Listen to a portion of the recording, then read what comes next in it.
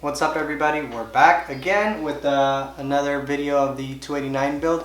Today we're installing the timing set with the Eccentric. Okay, so first off, before we start anything, you want to make sure your number one cylinder is at TDC or top dead center. Alright, so first step is going to be installing the small gear, which is the crankshaft gear, and it is keyed. As you could see, has an indent right there and a keyhole right there. So we're just going to go ahead and slide this on.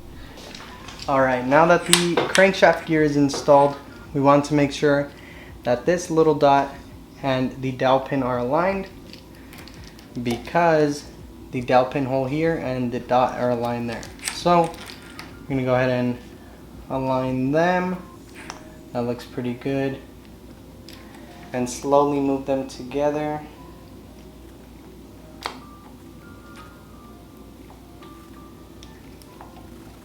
Alright, so after a little bit of shimming and struggling, it went in.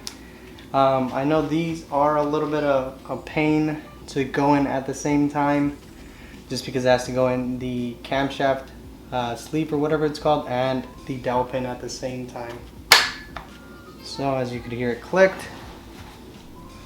Okay, now that both timing gears are on along with the chain, and we are positive that both of our marks align, and double check that your cylinder number one is at TDC, top dead center, now we could finally install the Eccentric for the mechanical fuel pump. I also have a bit of Loctite on the cam bolt. So this cam bolt is going to be tightened or torqued down to spec, which is 40 to 45 foot-pounds. Alright, so now that the bolt is in, we're going to go ahead and torque it down once again to 40 to 45 foot-pounds. I'm going to probably have to hold our crank bolt.